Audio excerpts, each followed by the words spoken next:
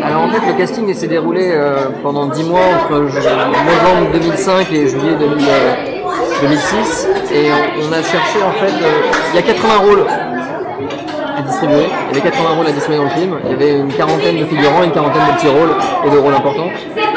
Et on a vu à peu près entre 8 et 10 000 enfants. Tourner avec des enfants, c'est extrêmement exigeant, c'est très compliqué. Il faut chercher des enfants talentueux, il faut chercher des enfants qui savent jouer les comédies, mais il faut chercher aussi des enfants bons à l'école.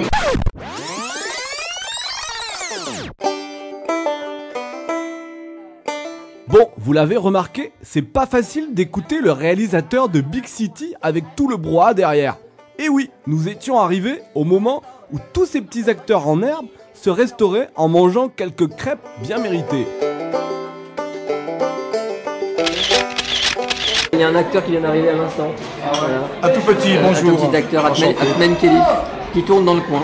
Je tourne à Nîmes, un film, et donc j'en ai profité pour venir faire un petit coucou et découvrir le film ici à Nîmes. Voilà.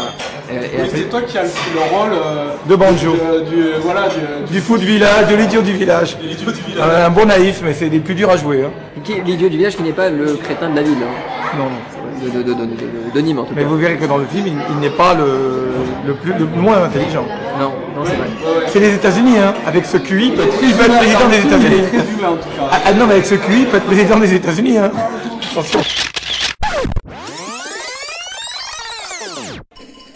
C'est pas tout, pendant que Jamel nous parlait de ses futurs projets de cinéma, toute l'équipe de Big City répondait encore aux questions des journalistes, quelques minutes avant d'aller au bowling. Ça n'a pas vraiment changé quelque chose dans ma vie, mais c'est plutôt une expérience qui m'a apporté plein de choses, qui m'a appris plein de choses que je ne savais pas. Et donc ça a apporté beaucoup de choses dans ma vie, mais ça n'a pas vraiment changé ma vie ou quelque chose comme ça, mais c'était vraiment une expérience très sympa. En fait, c'est le temps, voilà, c'est ce que je disais. En fait, moi, malgré mon jeune âge, j'étais en avance par rapport à mon temps. Et en fait, c'est ça qui est génial, donc,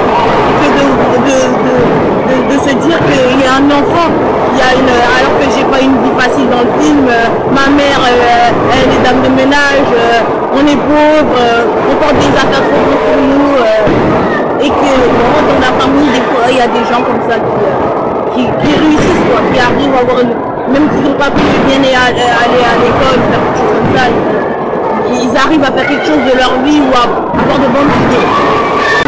Mon rôle dans le film, c'est le rôle d'un méchant, avec le borgne et le maire. Moi je suis le rôle dans le film, du barbier. Notre rôle en fait, c'est une racine dans le film. Et en fait, on veut faire, c'est terminer tous les indigènes qu'il y a autour de Big City. Et ce qu'on arrive à faire, c'est une guerre. Mais à la fin, nous finissons en prison, tout ça, mais je vais pas tout raconter. Ça sert à mal à parler.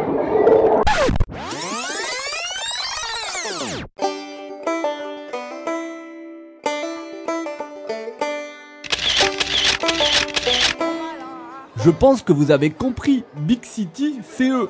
Un peu difficile de s'entendre dans le bowling. Mais bref, nos questions n'ont pas permis de découvrir le secret du film si bien gardé.